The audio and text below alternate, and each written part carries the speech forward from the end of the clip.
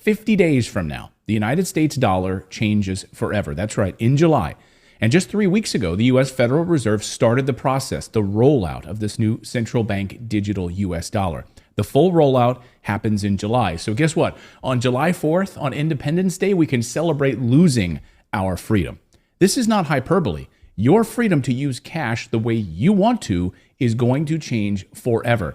Just like what Europe did a few weeks ago, making it illegal to spend cash over $1,000 or 1,000 euros. You can't use 1,000 euros to pay cash. Maybe you want to get some trees removed in your yard and you want to pay the gardener to do that. You can't pay him in cash anymore. Can you imagine? Think that's fake news? Here's the head of the European Central Bank, Christine Lagarde, explaining it. No, the problem is they don't want to be controlled. They don't want to... Yeah, but you know what?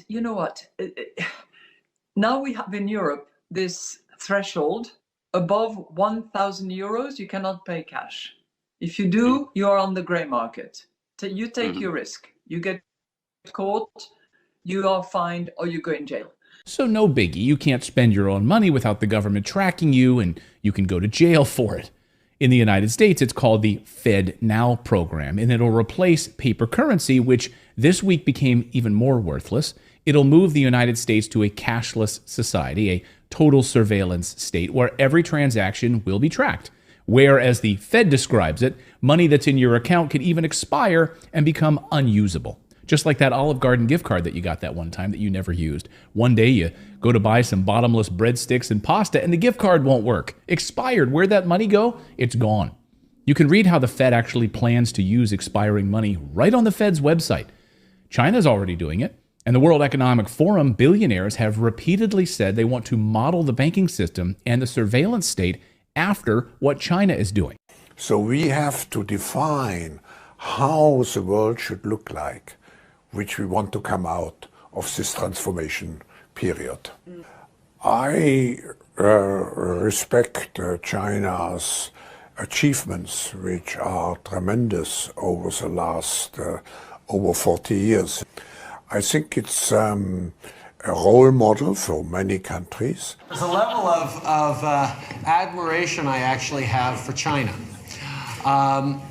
because their basic dictatorship is allowing them to actually turn their economy around on a dime. So yeah, they love what China's doing. Many U.S. government museums, national parks, historical sites are no longer accepting paper dollars. Want to go to any number of government museums? Sorry, no cash allowed. Mount Rainier National Park? Sorry, no cash allowed. We only accept digital. And many American businesses have already gone cashless. They pretend it's all about convenience, but of course it's all about control. And this week, we saw the clearest indication that control is the primary model, as more small banks across the United States teeter on the cusp of collapse. And when they collapse, they'll be swallowed up by one or two of the biggest banks in the world, rolled into that massive beast of JP Morgan Chase, which of course is an extension of the world's central banks. Guys, this is all happening right now. And even mainstream economists who have been lying to you for months or even years about how good the economy was, and it's all peachy and there's no inflation, they're finally admitting that we are facing a shitstorm. Paul Krugman loved to tell us how inflation was exaggerated and the Fed spending was no big deal.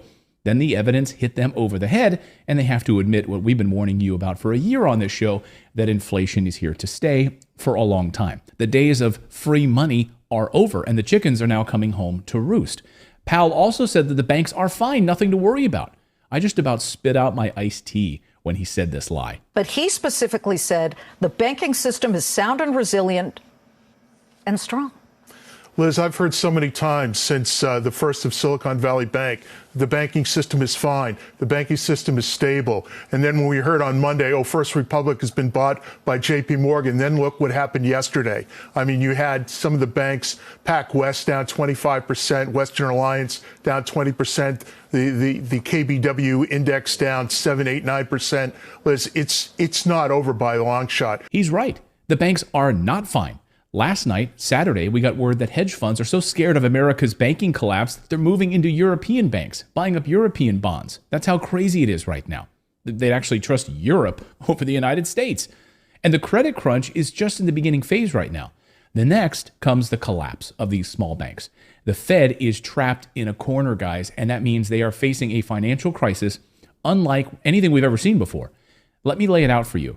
Over 50% of all American banks are insolvent, according to a report out this week. That means your money is not safe in these small banks, and they all know it. So here's what's about to happen. JP Morgan Chase will start buying up all of these smaller banks for pennies on the dollar. Then as the crash accelerates, we now expect Powell and the Fed to pump billions of stimulus into the failing system, even further crashing the US dollar. But as Brandon Smith reports, it's too late because now the national debt is over $34 trillion. There's simply no room left for absorbing a massive amount of additional debt as the banks collapse. So this is exactly what happened in 2008, but they didn't prepare this time. And now the Fed is trapped. Cutting rates means prices will skyrocket, so you're going to see prices continuing to go up at your grocery store. And if they keep things where they are, the banks will collapse as they are right now. So the banks are collapsing, and they're going to keep these rates where they are. But here's the real story, guys. Two things. This whole collapse benefits the billionaires. They want the control, the centralization of your currency. That's why the digital dollar rollout in the next few weeks is so powerful. This is perfect for these guys, but not for you and me, of course. That's why this weekend gold is going bananas. Smart investors who don't want the World Economic Forum controlling their wallets poured out of the US dollar and into gold. This week we saw a new all-time high for gold. Gold is now worth more than over 70 government currencies around the world. Think about that. These governments don't want you to buy gold, but they themselves are stockpiling gold. How's that for ironic, right? This week, central banks bought a record amount of gold, and yet they'd rather have you not buying it. It's why I'm buying as much gold and real estate as I can afford right now. It's something I've been doing for years to protect my family. So guys, that's the news update part of today's video. Now I want to introduce you to today's sponsor for today's video, which is tied directly to the demand for pulling gold out of the ground. Now this company I'm talking about just IPO'd and just was listed on the NASDAQ. They are a gold producer named US Gold Mining Incorporated. Here is their stock ticker. Now, as of this recording, they're trading at $10.41 a share. The stock is up 15% since it IPO'd. Just look at this beautiful chart. And you need to pay attention to what I'm about to show you guys with this company. So after US Gold IPO'd, I bought a lot of shares of this company, and I plan to hold this stock for a long-term hold. And you'll see why in a minute. I'm going to show you 3 big reasons why this is a big deal and why I'm personally bullish on this company. Now, before we get there, as I mentioned, gold this week hit a new all-time high, the highest price of gold ever. It's worth more than 70 government fiat currencies. So just let that sink in for a moment as central banks are buying gold hand over fist right now. And the Bank of America this week just announced that it thinks that gold will hit $2,500 an ounce this year. It just passed $2,000 this week. So as the dollar continues to collapse, the demand will only grow. Now, here are 3 reasons why I'm very bullish on this company, US Gold. The CEO is a legend in gold production. It's like getting the Michael Jordan of gold to run your company. Next, no one really knows about this company. That's another reason why I love it. And it's totally undervalued right now. That's the 3rd reason, because no one knows about it. They're sitting on a 9 million ounce of gold equivalent resource right now in the Yukon in Alaska. And another thing, the tight ownership of this stock. 81% of the stock is owned by one owner, and they have no plans to sell it until they can build up this company and then sell the company. So the outstanding shares are available for you and me to buy up. There's about 19% of the shares available for you and me. So let me break these 3 things down a little bit further so you can do your own research on this.